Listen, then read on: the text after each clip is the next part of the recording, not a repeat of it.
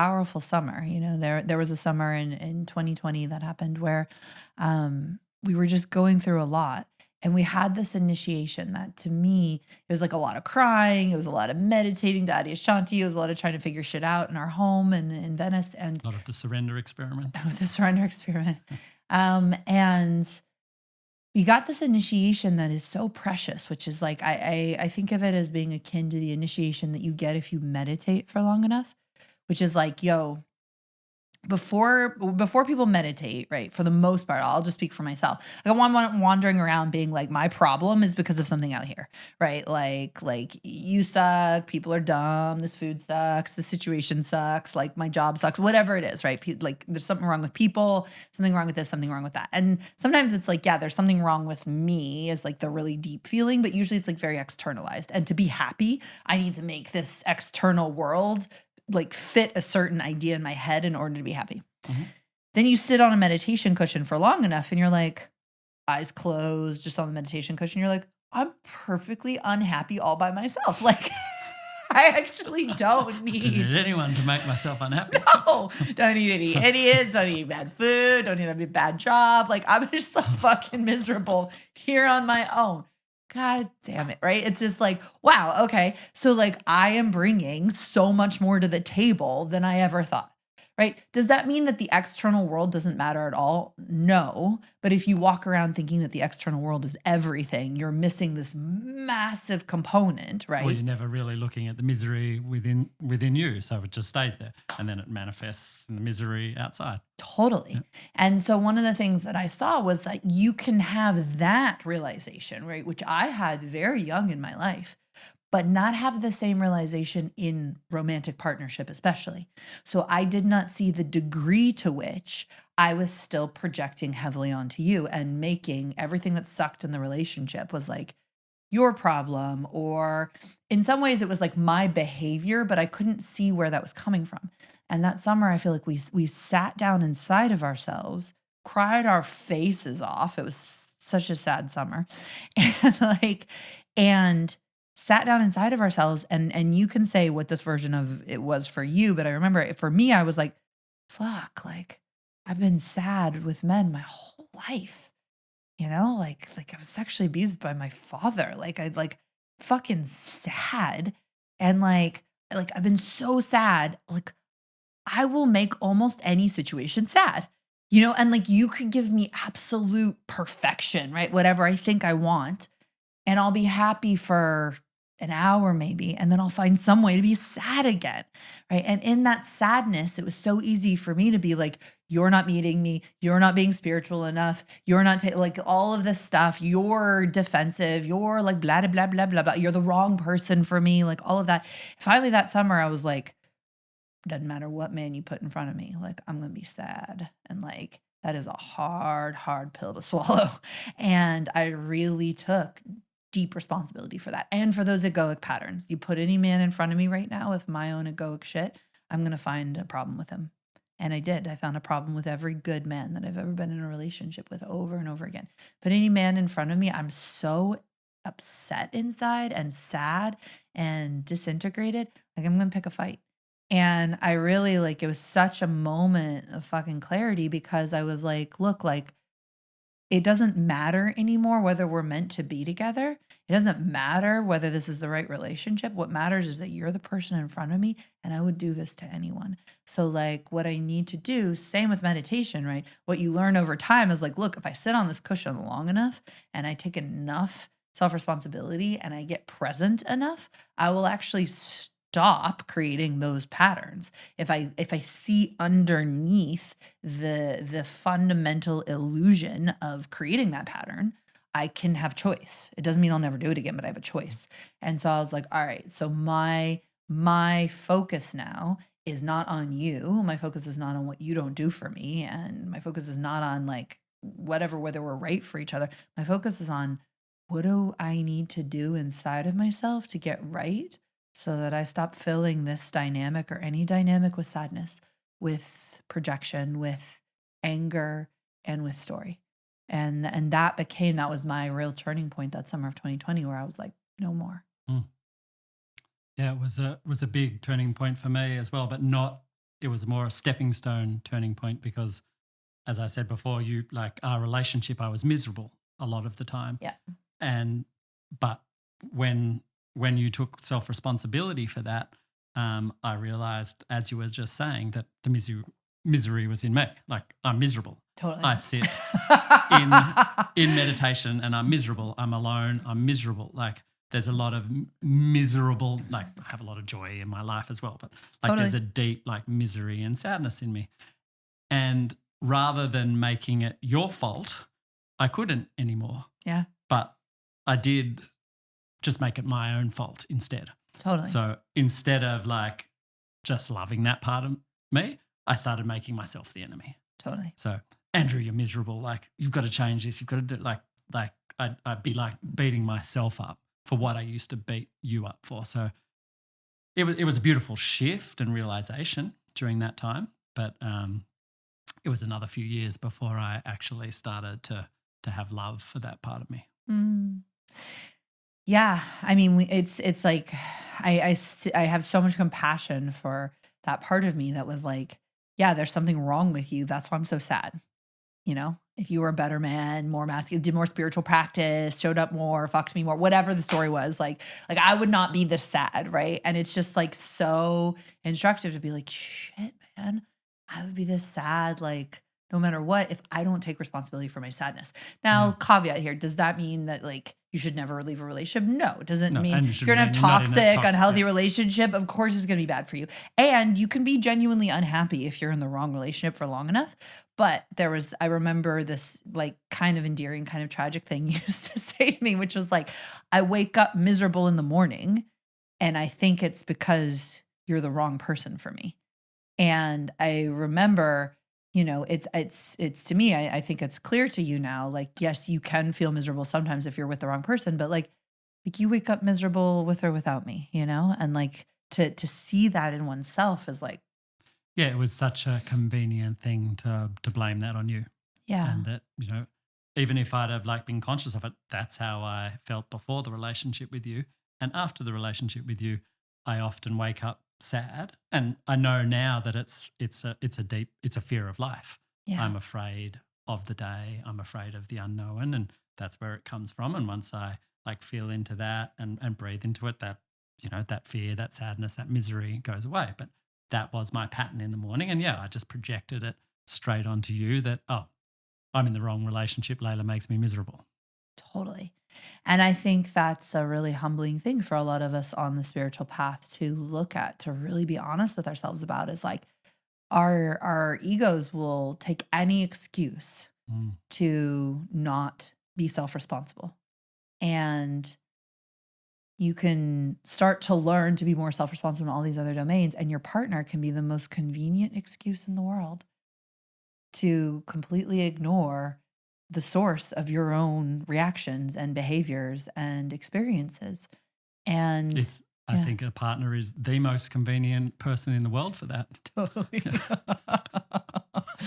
It's honestly, it's why it's really hard for people to love, you know, and to stay in love and to build really long-term healthy partnerships, I believe. It's much harder to feel your shit and admit it and to love it rather than just project it onto your partner.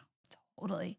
There was so much pain too. That's the thing I remember from that summer, was how much pain there was in both of us and how I'd say we were slightly toxic. Like, I don't want to give people the wrong idea, you know, like I feel like we truly loved each other and we tried to hold each other in our highest. And even though we fought a lot, we did try and work through our fights. We had an amazing relationship. We had an intense relationship. Yes. There was intense love, intense magic, intense peace, intense friendship, intense fighting, intense misery, intense, you know. We also trigger each other in a very unique way. It was a very broad relationship. Totally. So when I say like there was a slight toxicity, I don't want to give people the wrong idea. You know, like there was no physical abuse. There wasn't like we did occasionally call each other names in the heat of our worst fights, but we tried to stay away from that. Like we had a growth relationship. We had a growth relationship. An extreme growth relationship. Now I don't even remember where I was going with that, but there was a deep, like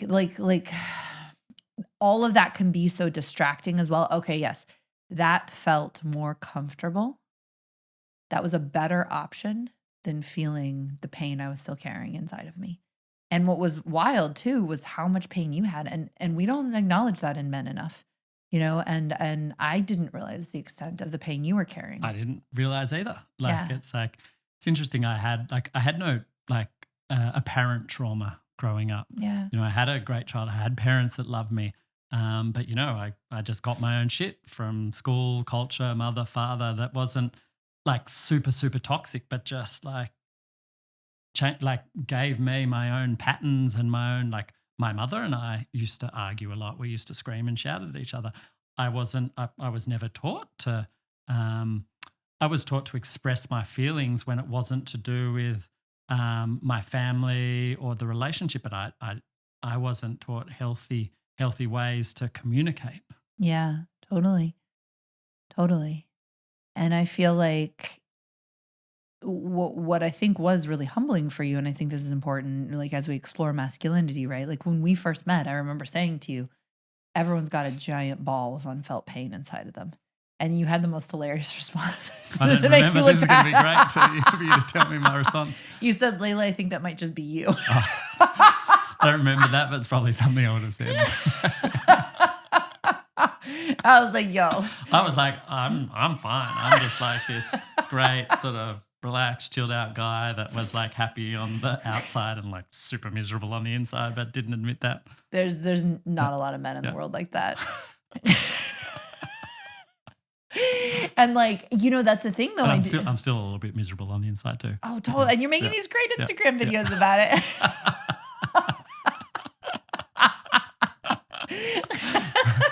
That's true. Yeah. And I get like every single time I see them, I'm like simultaneously proud of you for standing and for yourself and who you are and putting this beautiful workout into the world. And there's like a little part of me that's like, see, it wasn't just me. There is plenty of joy. I just want to express on Instagram all of my misery because so many people express their joys, and there's an uneven weight. Now I'm expressing like everybody that looks at my Instagram channel thinks I'm just the most miserable person in the world. Because all I do is share, instead of sharing all the amazing things in my life, I just share the miserable things in my life. Thank you for being one of the lone souls out there standing for the balance of justice on social media. I'm gonna start like balancing it a little bit with some of the great things in my life, so it's a more balanced view of my life. Let this Instagram not get too fake. I alone. It'd be a lot of misery actually that you have to take to counteract. Oh my God. But I think that's something that like, it's like I keep hitting the microphone, but like I'm making light of it. And, because I had already done so much meditation when we met, and because I'd done all these tantric practices where people are sharing what's going on inside of them, I could pretty confidently say like, pretty much everyone I've ever met, including people with very happy childhoods and not a lot of apparent trauma, are carrying like a giant ball of pain. And our minds will do anything to not feel that pain. So our minds are just making up stories all the time that we think are truth, but all it's saying is like, don't feel the pain, don't feel the pain, don't feel the pain. And I was humbled. I've been humbled many times in my life where I've been like, okay, I'm going to cut the mental story. I'm going to stop blaming you. I'm going to stop blaming this thing in front of me. And what happens inside is a humbling experience because it can be so painful. And I think especially for men, when you're even more conditioned, like you're conditioned not to feel that level of pain, you're conditioned not to feel that level of vulnerability. And because so much of your role is about being protectors and warriors and, standing in society. Or that we should just be standing still through it without really feeling it. I think that's the misconception, that we should feel everything but still be in that presence while we're feeling everything, where I think a lot of men think masculinity is not feeling anything and just staying like a rock and being able to be like still provide, create, do everything without feeling. Totally.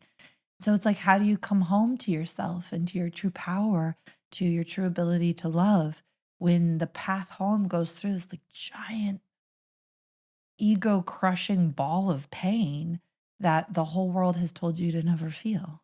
Mm, And I watched you go through that, and I have so much respect for you because I mm. saw the way that you faced it with so much courage. Thank you. And yeah, I mean, I actually, I don't, I actually, what do I want to say there? Mm, mm. Yeah, the more that I dropped into that pain, the more that I opened to it, the freer I became. Yeah. And I even started to look forward to those moments where, as painful as it was, like I felt alive Mm, in that pain, because I guess in that hiding from the pain, hiding from misery, hiding from suffering, it's numb. mm, I mean, not super numb. Like I had a great life. I really enjoyed my life, but there was a lot of stuff I was hiding from inside. And to just feel that every time I felt it, like it would release something. And even though it was difficult, then I would see myself change. mm, And so I sort of became addicted to it as mm, in a good way, because I could see that the more willing I'm I am to feel and to open, it's more open. Like I mm, open to any of the feelings or the emotions, the more I grow, mm. and the less miserable I feel in the long run. Yeah. Yeah. I mean, it's one of those like great like catch 22s of life, right? And this is where like for everyone like listening who's like how do I forgive myself for causing that pain to someone that I love? Like even for me, I was like, how can I forgive myself for staying in these kinds of patterns that caused you so much like pain that kept our relationship in such a cycle of arguments and disconnection when I should know better. Like it's me, like started meditating when I was 18, started coaching and therapy when I was like 23. Like I should know better. And it took a long time to see those patterns. But the thing that brought me so much compassion to myself was like, that is the ego. Like that is the mind. It's constantly trying to protect us from this pain. And it will use anything, any pattern, any argument, any distraction, any numbness, any avoidance, any playing small to keep us from feeling this like really intense pain inside.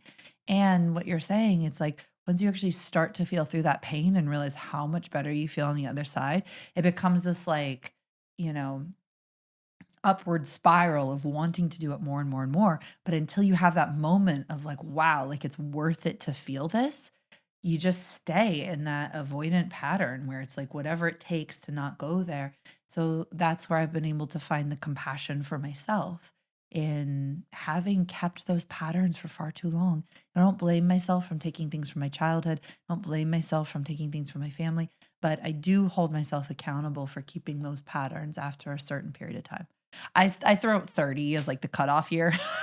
Like your Great. You're parents. much better than me. My cutoff here was like 40, 40 something. Like an Yeah. extra 10 years.